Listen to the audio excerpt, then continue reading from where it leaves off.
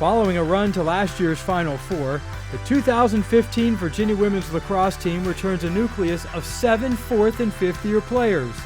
Student athletes such as Courtney Swan, Liza Blue, and Kelsey Gahn look to lead by example both on and off the field as the team begins play in 2015. I think we've got an amazingly talented group of fourth-year student athletes, and not only are they talented, but they are our hardest workers on the field as well. And they do a great job in the classroom, so in every aspect of their life right now, they're kind of taking care of the details and taking care of business and really setting the tone for their entire team to follow.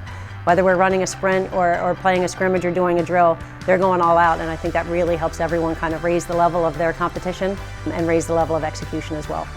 The schedule isn't a cakewalk for a return trip to the Final Four, as the Cavaliers have matchups against 7 top 10 teams.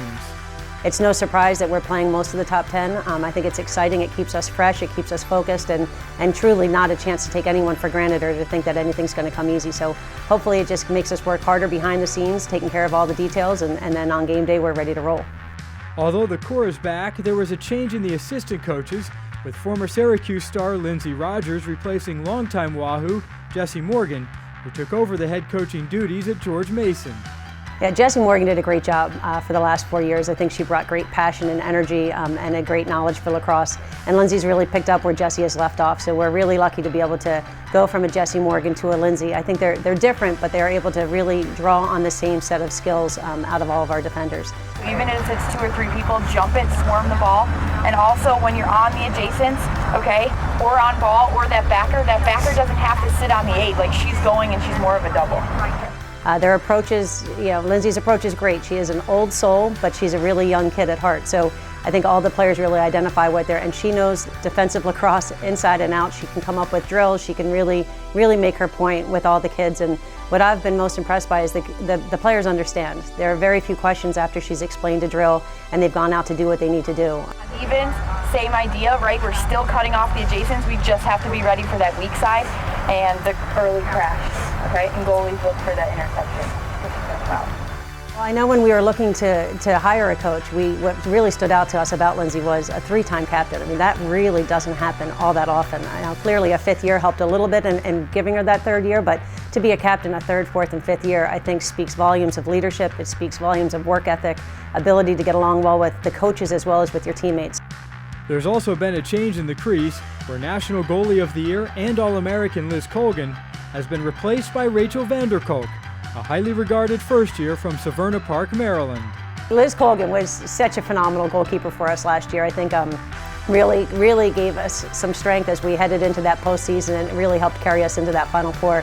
We knew after Liz was a Division I first-team All-American, the goalie of the year, we knew that Rachel was going to have some pretty big shoes to fill that following year once Liz was to graduate. So I think Rachel's a great fit-in for our team and for our defense. I think Liz certainly set a high standard.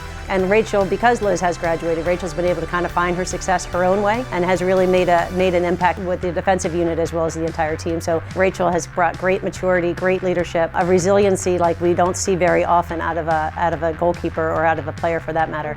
So it'll be you kind of orchestrating slides and talking to everybody, being ready for the shots. We're also going to do a stall. So that's not going to be so much shooting, but you're going to be active. You're going to be out of the crease. You're going to be picking up the lowest attacker. You're going to be bumping and sliding and communicating, and you're going to become the 8th defender in all of that. Okay. So while not seeing shots, you will be a huge active part of the defense. Yeah, perfect.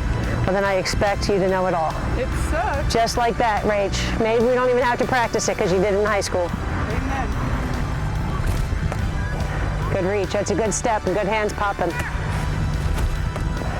The differences in the pace of play, the pace of shooting. They shoot from anywhere, which is so much more different than high school. And it was just a lot to get used to at first, but that's why I like the fall season, because it gave me all that time to try to get used to it.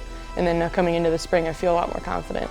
I would say the mental aspect of being goalie is like the biggest, most important aspect of the position, because there's so many things that everything you do is all based on a reaction of what the people around you are doing. So you can't proactively decide like an attacker can that I'm going to break left and shoot right. Like I have to sit and wait for other people to come. So in that aspect, it's very mentally taxing. You always have to be on top of it. You have to be thinking constantly. not only about what you need to do, but about like directing everything around you to make sure that you know if things are going on to your right but the ball is to your left, you have to be seeing both of those things and kind of comprehending them. And then it's, I mean, lacrosse is such a scoring game that when things go in, you have to be able to let it go, move past it, on to the next one. There's nothing you can do about it, and all you can focus on is the next shot.